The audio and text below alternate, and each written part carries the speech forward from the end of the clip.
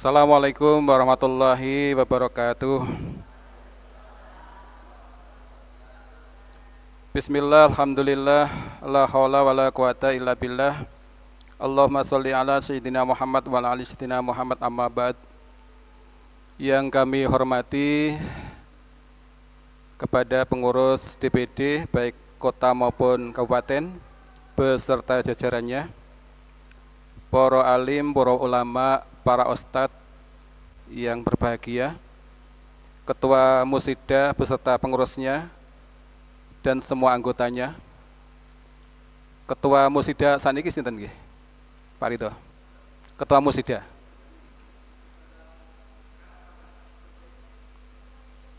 Ustadzah Nur Baiti saking Ponggok Kuningan. Nggih. Selamat ya Bu Nur Baiti nggih. Hadirin hadirat sekalian yang berbahagia, segala puja dan puji kita hadirkan kehadirat Allah Subhanahu wa taala. Salawat dan salam semoga tetap terlimpah kepada Nabi Agung Muhammad sallallahu alaihi wasallam. Bapak Ibu, tadi kita sebelum membahas tarhib ya, tadi kita bacakan dzikir pagi nggih. Jenengan kayaknya dilatih ikhlas sehingga dzikir pagi jenengan mungkin jenengan tidak tahu ya itu fadilahnya apa saja, tahu mboten nggih? Mboten pirsa. Ada yang tahu? Pak Ridho tahu sebagian, tapi kalau di situ nggak ada penjelasan ya.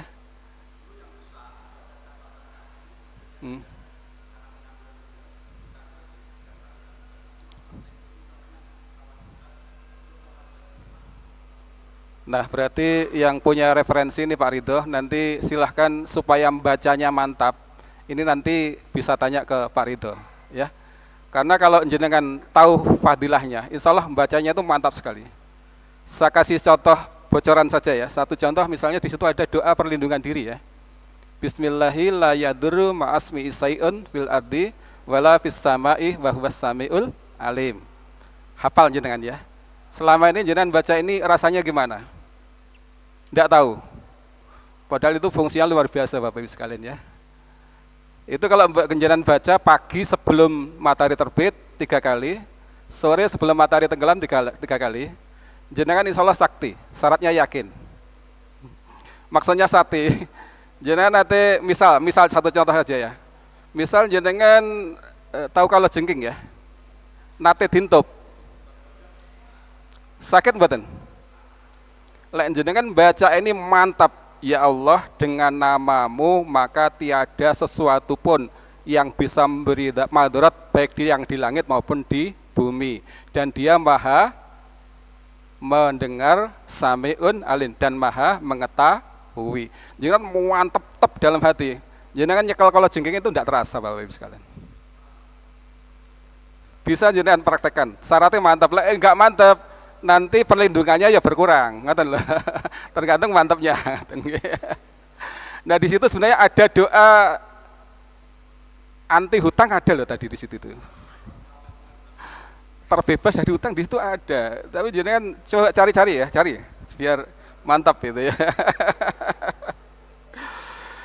Baik, kita masuk ke tarhib. Tarhib itu kalau menurut Ustadz Adi Hidayat itu adalah kesiapan diri kita untuk membuka hati supaya siap menerima Ramadan. Terus tarhib itu maksudnya adalah kita memantapkan diri untuk melapangkan hati supaya bisa menerima Ramadan sepenuhnya. Jadi kita siap sedia. Lek cara wong Jawa akhirnya diwujudkan dalam bentuk megengan, ngaten ta? Megengan itu kan megeng nafas untuk menyiapkan diri menyambut Ramadan. Kalau kita bahasanya namanya tarhib, ngaten nggih. Nah, kebiasaan sebelum Ramadan diantaranya kalau di sekitar kita ada megengan, terus ada ziarah kubur nggih. Jenengan sampun napa dereng? Kalau kita ambil momennya saja. Dados karena musim menjelang Ramadan itu wong lagi sadar untuk ziarah kubur, maka kita ikuti saja. Kalau perlu kita bawa seluruh keluarga kita untuk ziarah kubur. Tapi jangan hanya pas menjelang Ramadan. Ya, kapan saja waktunya, semakin banyak semakin bagus kan kata nggih. Ziarah kubur itu ada dua fungsi. Ada dua guna, satu untuk yang ziarah, dua bagi yang diziarahi. Kalau yang bagi penziarah adalah untuk mengingatkan kita pada akhirat, mengingatkan kita pada kematian. Jadi kalau kita dikubur, kita akan tahu, oh aku sok yang ini iki. Maka apa yang harus aku bawa bekal ke sana, kan gitu ya. Bagi yang mendapatkan ziarah, maka otomatis dia menerima pahala dari doa-doa kita. Jadi untuk itu silahkan kebiasaan ziarah kubur tetap dijalankan. Kalau saya supaya sering itu biasanya kalau saya takziah ke sekitar saya, itu saya ikut ke kuburan supaya saya bisa mengziarahi leluhur saya gitu ya. Itu nyambi lah rangono biasanya nyempatkan diri sulit gitu ya. Jadi silahkan monggo, ini fungsinya sangat banyak. Tapi jenengan lek nang kuburan lek ndonga aja pelit. Nggih. Karena semua arwah orang Muslim itu menantikan doa-doa orang Islam yang lain. Seorang Muslim adalah saudara bagi orang Muslim yang lain. Maka silahkan jangan hanya mendoakan keluarga kita saja, tapi doakan juga seluruh arwah yang dikubur di situ. Lo doane wong liya apa bisa nyampe? Kan ada hadis yang mengatakan semua amal akan terputus kecuali 3 hal. Salah satunya adalah doa anak yang soleh, kan gitu ya. Itu adalah dalil yang umum. Jadi itu masih bisa ditaksis. Jadi khususnya nanti bermacam-macam ya. Kalau memang doa orang lain nggak bisa masuk, berarti sholat jenazah nggak perlu. Karena sholat jenazah itu nggak harus anak, dan di sana ada doa untuk mayit. Allahumma gfir lahu warhamhu dan seterusnya gitu ya. Baik.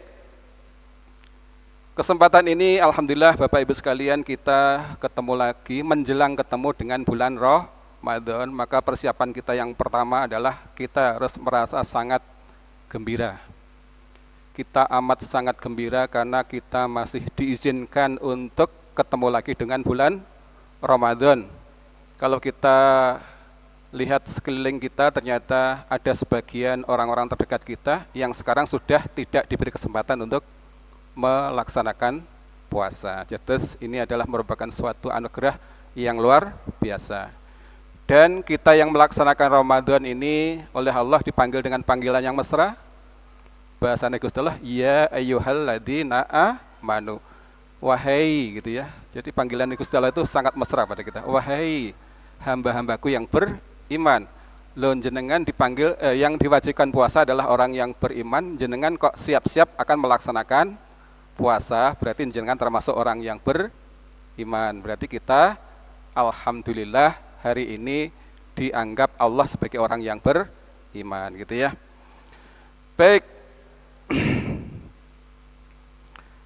Kata puasa ini secara bahasa itu kalau menurut Profesor Dr. Quraisyad itu adalah artinya adalah menahan.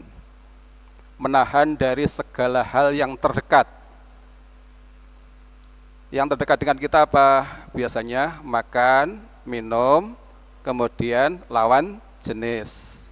Nah, khusus puasa, maka kita dilarang alias disuruh menahan semua yang dekat dengan kita, yaitu satu, makan, minum, dan lawan jenis. Jadi inti dari puasa sebenarnya adalah menahan. Nah, kalau kita pandai menahan, insya Allah kita akan sukses. Ngaten nggih. Kemudian dampaknya apa kalau kita pandai menahan? Kanjeng Nabi menyampaikan asyamu junatun, ngaten nggih. Asyamu junatun. Puasa itu adalah junnah. Junnah itu adalah perisai. Kalau menurut Ustadz Adidayat, kata junnah itu seakar dengan jannah dan jinnah. Semua pakai huruf jim, nun, dan tak marbutoh. Yang artinya adalah sesuatu yang tersembunyi. Jinnah, jin-jin itu tidak bisa kita lihat, maka disebut dengan jinnah. Jannah, surga disebut jannah karena sekarang belum kelihatan. Junnah itu artinya perisai, perisai yang tidak kelihatan, berarti perisai yang sifatnya gaib. Nah, perisai yang sifatnya gaib berarti untuk menghalau, untuk melindungi dari sesuatu serangan yang gaib juga, gitu ya. Nah, apa hal yang akan mencelakai kita yang gaib? Satu adalah musuh kita, yaitu setan. Yang kedua adalah nafsu kita sendiri. Maka dengan puasa, kalau puasa kita benar-benar betul, maka kita akan punya perisai menghadapi semua godaan, baik yang berupa nafsu kita maupun dari setan, gitu ya. Terus Bapak Ibu sekalian, makanya kalau jenengan puasa benar, itu setan tidak bisa berbuat apa-apa pada kita. Maka bahasa Nabi, di bulan puasa itu setan akan dibelenggu, dirantai. Apakah kenyataannya semacam itu? Sebenarnya tidak. Jadi setan itu bebas. Konon katanya ya, saya tanya pada ahli-ahli spiritual, bebas. Cuma kalau terhadap orang yang berpuasa, dia tidak bisa berbuat apa-apa. Dia takhluk, dia tidak bisa berbuat apa-apa. Ya, maka santet itu nggak mungkin akan masuk kepada orang yang puasa. Bapak Ibu ada yang sudah mantu. Biasanya lek mantu kan ngundang apa jenenge dukun manten ya. Dukun manten ya.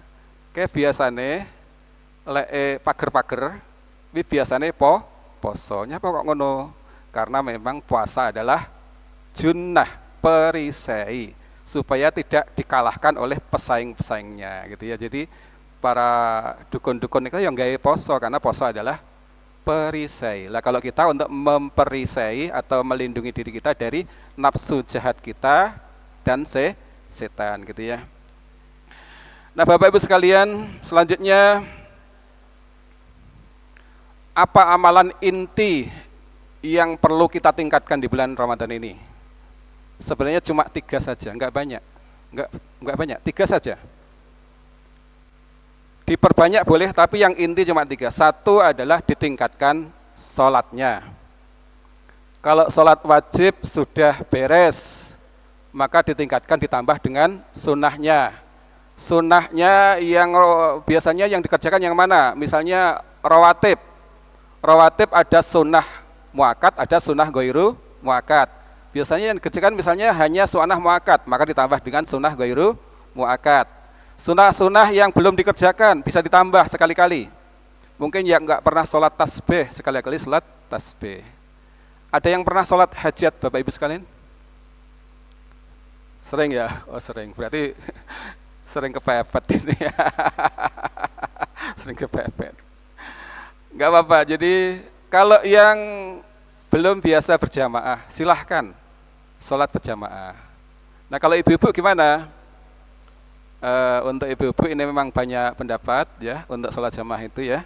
Kalau di rumah bisa jamaah saya kira akan lebih bagus. Cuma kalau misalnya dari sisi fitnah nggak ada, dari sisi keamanan beres, maka saya kira ke masjid juga enggak apa gitu ya. Gen semangat, silahkan meramaikan masjid dan musola sekitar masing-masing. Terus yang pertama adalah sholat, yang kedua adalah berinteraksi dengan Al-Quran. Kalau hari-hari biasa mungkin kita membaca saja ya. Nah khusus untuk Ramadan, monggo nanti Qurannya diperbanyak. Kemudian tidak hanya dibaca, sekali waktu juga dicari maknanya. Kalau saya biasanya saya baca, kemudian saya coret-coret, kemudian saya tulis ayat-ayat yang terkesan pada saya, yang saya agak paham, kemudian saya terkesan. Itu saya catat tersendiri, surat apa, ayat berapa, gitu ya. Jadi silahkan nanti untuk Qur'annya jangan hanya dibaca, tapi kalau bisa juga dipahami, gitu ya. Kemudian yang ketiga, yang inti adalah meningkatkan infak alias sedekah. Nah, mungkin pertanyaannya, wah saya Ramadan ini kayaknya ekonomi saya agak kurang baik-baik saja gitu ya. Lagi kalau ditingkatkan terus gimana ini gitu ya. Kalau Bapak Ibu pas baik-baik saja apa pas kurang baik-baik saja nih? Keadaannya kira-kira bulan Ramadan ini. Moga-moga baik-baik saja ya. Bapak Ibu sekalian, infak ini kalau menurut Quran itu kan perumpamaan orang yang infak di jalan Allah akan diumpamakan seperti orang yang menanam satu biji padi, nah itu tumbuh menjadi 7, satu biji atau satu pohon, satu helai 100, berarti 7 kali 100, 700. Itu minimal. Tapi itu hanya perumpamaan sebenarnya ya. Kalau beneran begitu kita masih kurang Bapak Ibu sekalian.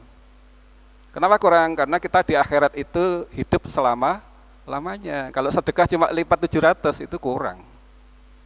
Itu hanya perumpamaan bahwa kalau kita sedekah itu balasannya maksimal, kira-kira begitu.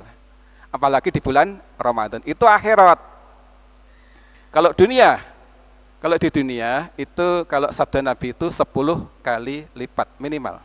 10 kali lipat.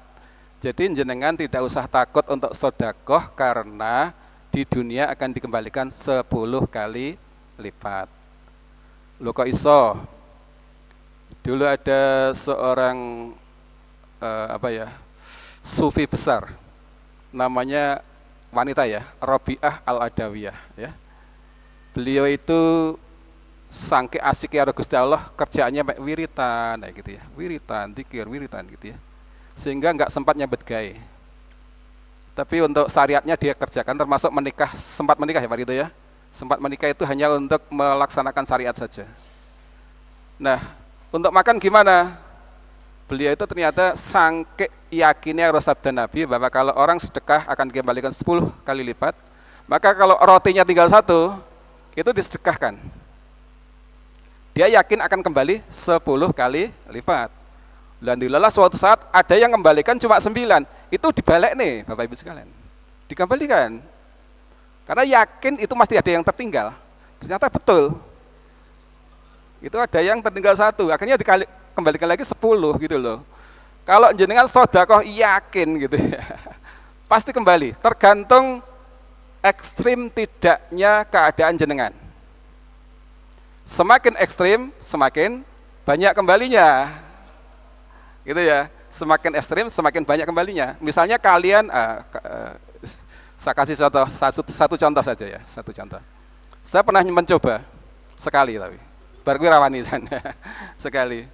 Pas bulan Ramadan, waktu itu anak-anak saya masih kecil, pas tidak punya uang sama sekali, kemudian gajian belum waktunya, saya punya ayam itu harganya jatuh, jadi iso makani wis bejo gitu ya. Terus istri saya sudah menyampaikan proposal, Bapak Ibu sekalian ya, yang mau dibeli A, B, C, D, E, F gitu. Saya sebagai suami tangguh kan tentu harus percaya diri ya. Oh siap, tenang aja gitu ya. Padahal nggak ada uang. Terus saya ingat neng gitu ya. Oh iya, salah satu cara membuka pintu rezeki Gusti Allah itu kan 7 ya. Jadi rezeki itu harus diambil. Cara ngambilnya dengan bekerja. Cara bekerja itu ada 7 macam. Pintu untuk memudahkan ngambil rezeki itu ada 7. Salah satunya adalah sedekah. 7 apa yang lain? Jangan saya yakin sudah ngamalkan dan sudah mengistiqomahkan. Di antaranya 1 silaturahmi, istighfar, salat duha, yasin, waqiah, sedekah, ingin akhirat, selalu memikirkan akhirat. 7 ini yang menjadi andalan jenengan apa? Leiso maju akeh, coba situ itu ya. Saya pernah nyoba sekali. Dalam keadaan semacam itu saya lihat di dompet saya hanya ada 20.000. Waktu itu tahun 2000-an paling ya, 2001-2 gitu ya. 20.000. Maka akhirnya saya ambil uang 20.000 itu, saya cari saudara saya yang paling miskin, waktu itu ibu-ibu udah tua itu. Saya sangoni plek gitu ya. Wis menengnya tinggal nunggu. Saya yakin Gusti Allah pasti akan membalas saya minimal 10 kali lipat. Kalau 20, 10 kali lipatnya 200.000 gitu ya. Itu real Bapak Ibu sekalian, kisah nyata itu. Tapi bojoku enggak ngerti. Akhirnya kira-kira 3-4 hari sebelum lebaran itu, alhamdulillah itu ada saja rezeki itu. Salah satunya itu yang sampai sekarang misterius itu adalah saya takmir masjid, ada bendahara saya itu tiba-tiba datang ke saya. Pak Komar, ini ada titipan. Titipan apa? Ini ada orang ngasih zakat mal yang nerima wajib jenengan. Tidak boleh yang lain. Jadi saya nggak bisa apa-apa. Loh, saya nggak punya hak. Enggak, ini pokoknya pesannya hanya jenengan yang nerima. Jadi betul Bapak Ibu sekalian, sedekah itu pembuka pintu rezeki. Jadi di bulan puasa ini silakan ditingkatkan. Kalau ada permintaan buka takjil ya, takjil silakan diambil semampunya. Ya, di mana saja monggo silakan diambil semampunya.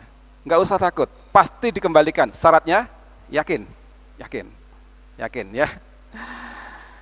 Nah, jadi Bapak Ibu sekalian, 3 amalan inti ini silahkan kita ambil, kita maksimalkan. Minimal jangan sama dengan hari-hari biasa, harus lebih baik. Laisa 2 kali lipat atau 3 kali lipatnya gitu ya. Jadi Bapak Ibu, saya kira itu inti dari puasa. Dan nanti akhirnya, tujuan akhir puasa adalah supaya takwa ya. La'allakum tattaqun. Nah, indikasi orang yang takwa itu satu diantaranya, secara spiritual dia akan lebih dekat kepada Allah. Karena kita sudah menambahkan ibadah kita di bulan Ramadan, pasti semakin hari semakin dekat dengan Gusti Allah. Itu salah satu indikasinya. Yang kedua, secara sosial, kalau puasa kita benar, itu biasanya orang akan semakin peka kepada orang-orang yang fakir, miskin. Karena kita dilatih lapar, rasane wong lapar ngene kita. Lek saya yakin jenengan rong tahu dadi fakir miskin. Kalau saya pernah Bapak Ibu sekalian, ya, rasanya wong fakir miskin memang berat betul. Kalau kita puasa, kita nggak makan, nggak minum, tapi maghrib sudah ada persediaan yang maksimal. Kalau orang yang miskin atau orang yang fakir itu ya ndak punya apa-apa, ya ndak makan apa-apa. Jenengan akan bisa merasakan bagaimana rasanya orang fakir itu lek jenengan tahu ndak punya makanan 1-3 hari, jenengan hanya minum saja. Jenengan baru bisa, rasanya miskin ini gitu. Baru terasa. Ada yang mau mencoba? Ya. Jenengan akan bisa merasakan beratnya orang fakir itu lek jenengan ada makanan cuma sedikit yang harus jenengan bagi selama sekian hari harus cukup. Dan itu enggak ada lauknya. Misalnya nasi putih tok. Lek jenengan tahu ngalami ini, maka kita akan merasakan, oh ini loh, fakir itu begini. Rasanya begitu. Maka kalau kita sudah semacam itu, insya Allah kita akan semakin peka dengan orang-orang fakir, miskin, gitu ya. Kita tingkatkan, gitu ya.